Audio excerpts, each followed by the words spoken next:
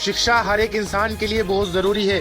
शिक्षा किसी इंसान की उतनी ही जरूरत है जैसे खाने पीने एवं कपड़ों की जरूरत होती है। तालीम से यह भली भांति पता चलता है कि इंसान का इंसान पर क्या फर्ज है। शिक्षा समाज और दुनियादारी एक अच्छे इंसान को इंसानियत के दायरे में रहकर सब कुछ सिखाती है। शिक्षा का प्रत्येक भारतीय नागरिक को महत्वता समझाने के लिए भारत सरकार सर्व शिक्षा अभियान चला रही है। सरकारी और प्राइवेट स्कूल ज्यादा से ज्यादा बच्चों को शिक्षा की ओर प्रेरित करने की पूरी कोशिश करते हैं, लेकिन भारतीय साक्षरता अभी भी विदेशों के अनुपात में कम है। शिक्षा के क्षेत्र में नगर पंचायत कांट के यूं तो कई सरकारी और निजी स्कूल हैं, परंतु सेंट पॉल्स इंटरनेशनल स्कूल शिक्षा के क्षेत्र में अग्रणी बनने की ओर अग्रसर है। बता दें कि सेंट पॉल्स इंटरनेशनल स्कूल एक इंग्लिश मीडियम स्कूल है। नर्सरी से इंटरमीडिएट तक सीबीएसई पर आधारित है। आज रविवार 18 फरवरी को सेंट पॉल्स इंटरनेशनल स्कूल का वार्षिक महोत्सव स्कूल के परिसर में आयोजित हुआ, जिसमें सभी छात्र छात्राओं के माता पिता और क्षेत्र के सम्मानित व्यक्ति, कांट के सभी पत्रकार बंधु एवं दूर दूर से आए अति विशिष्ट व्यक्ति एवं क्षेत्र के हजारों लोग मौजूद रहे। देखिए एक रिपोर्ट शब्बीर मोमिन के साथ कांट से न्यूज दर्पण के लिए।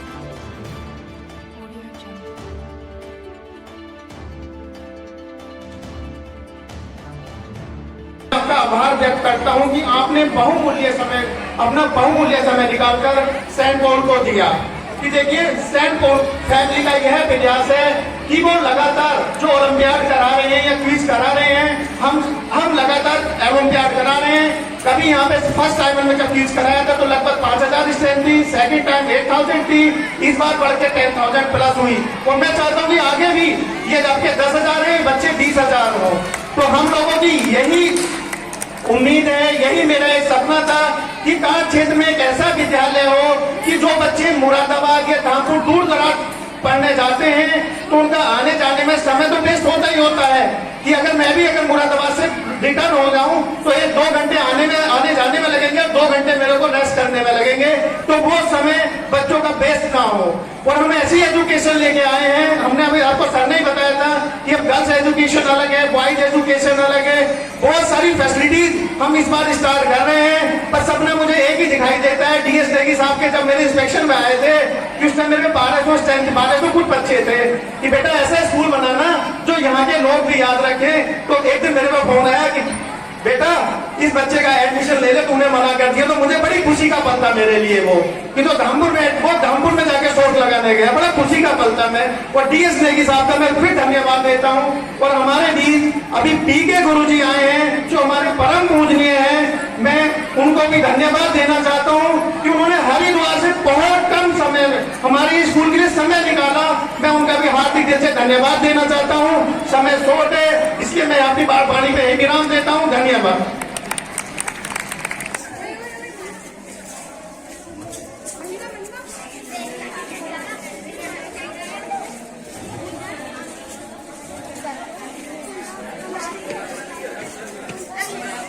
इनके बारे में कुछ बताएंगी कि क्या बनाया आपने?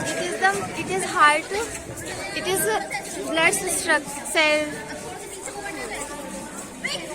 blood circulatory system. It is most important organs in our human body, and it is work like this.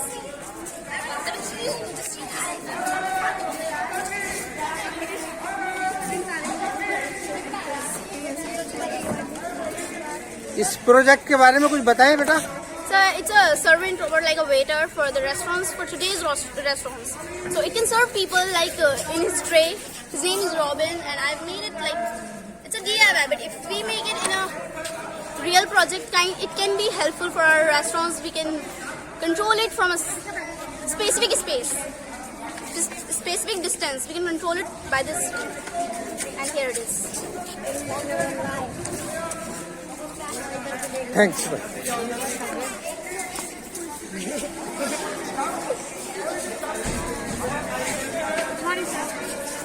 बताएं कि इसके बारे में कुछ क्या प्रोजेक्ट है। Irrigation for crops like vegetables, fruits, soft fruits, and trees or vines, which are situated. What is your name? My name is Shafia Khan. Shafia Khan. Thanks. Thank you. What is this? Going to this generator. My name is Aruna Vishnoi from class 6.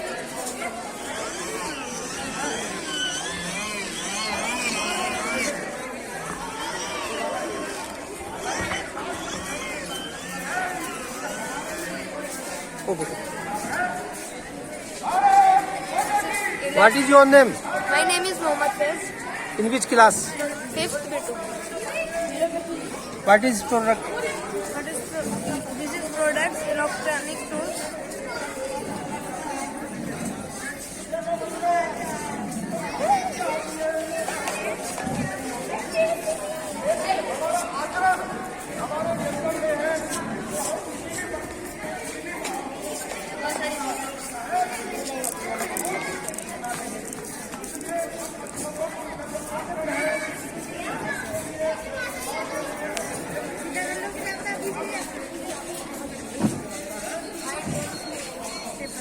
What is this? What is your name? My name is Arif.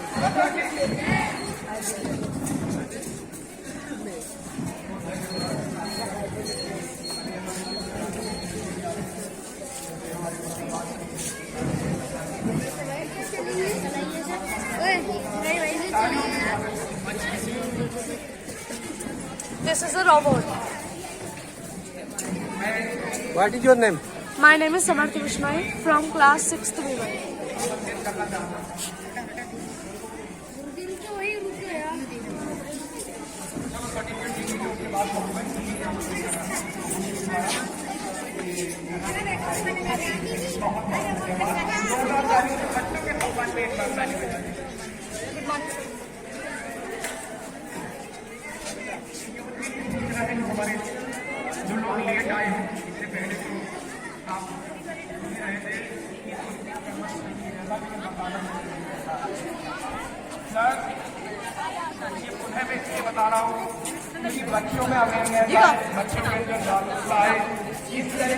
पता है कि कहाँ क्या हो गया, क्योंकि जो एक व्यक्ति है वो तो घर में सो गया 8 बजे 9 बजे 10 या 11 बजे वो सो जाएगा आराम से, लेकिन सुबह पता चलता है जब पेपर पढ़ेंगे अरे क्या हुआ 11 बजे ऐसी घटना हो गई क्या।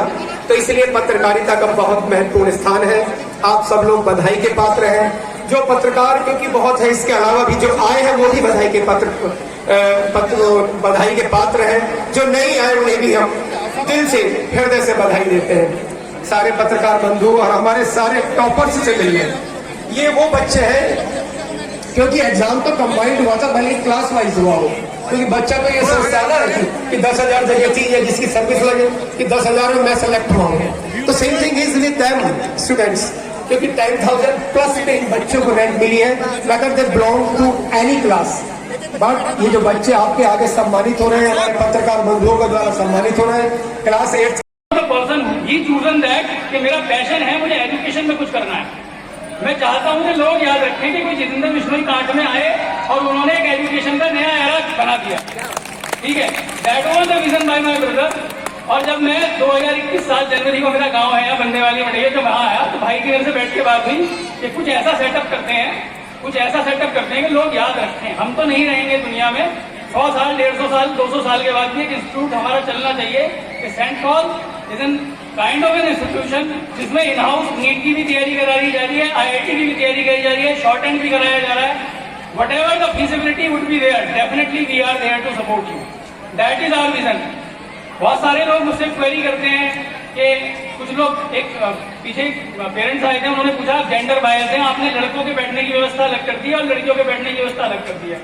तो मैंने कहा ये सवाल सबसे पहले गवर्नमेंट ऑफ इंडिया से पूछें। राजन जी बैठे हैं, जिला महामंत्री जी, जब लिखे मोदी जी को एक लेटर कि लड़के और लड़कियों के लिए स्कूल अलग अलग क्यों होते हैं, उसका रीजन ये है कि कुछ लोग जो है वो अपनी लड़कियों को पढ़ने नहीं भेजते हैं स्कूल में। तो it is the first English medium school in this particular area जहाँ पे लड़के और लड़कियों के बैठने की अलग अलग व्यवस्था है, ताकि कोई भी मेरी बच्ची पढ़ने से वंचित न रह जाए। तो पढ़ाई है, अपनी पढ़ाई पर ध्यान देते हैं, देना चाहिए, क्योंकि सब बच्चों का उनके जो अभिभावक हैं उनके प्रति भी एक दायित्व है। हमारे अभिभावक बड़ी उम्मीद लगा करके, माता हो पिता हो, बच्चों से बड़ी आशा रखते हैं कि बच्चे हमारे बहुत अच्छा पढ़ें और उसके बाद अच्छे स्थान पर जाकर के नाम रोशन करें। आजकल किसी भी परिवार का बच्चा हो, कोई जाति हो, कोई उसका आर्थिक स्टेटस हो, कुछ भी, लेकिन अवसर सबके लिए उपलब्ध है कि किसी भी पद तक हम पहुंच जा सकते हैं। लड़के लड़की का कोई भेद नहीं है आजकल। हमारी बेटियां भी आज देश की सीमा के ऊपर राइफल कंधे पे लिए हुए भारत माता की रक्षा कर रही हैं। हमारी बेटियां भी हवाई जहाज उड़ा रही हैं। हमारी बेटियां भी डीएम है, एसपी है, टीचर है, डॉक्टर है, इंजीनियर है, सब पदों पर है, कोई रोक नहीं है। तो इसलिए सब बच्चों को मेहनत से पढ़ें, ये आज की आवश्यकता है। अभिभावकों की उम्मीदें हैं और स्कूल की भी जिम्मेदारी है। स्कूल अपनी जिम्मेदारी को निभाता ही है। एक बात कह करके अपनी बात समाप्त करूंगा कि हमारे बच्चे आजकल 2 नई बीमारियां चली हैं। जैसे अभी नई बीमारी आती रहती है ना, कोविड आया 2019 में, 20 में, 21 में कोविड चला। अभी एक हमारे नई बीमारी है मोबाइल। ये हमारी सुविधा का भी साधन है। बहुत सारे हमारे कार्य बहुत त्वरित गति से इसके द्वारा संपन्न होते हैं, लेकिन बच्चों के लिए ये शिक्षा का माध्यम भी है। लेकिन शिक्षा के साथ साथ बहुत सारे दुर्गुणों को भी, बहुत सारी बुराइयों को भी उत्पन्न करने का ये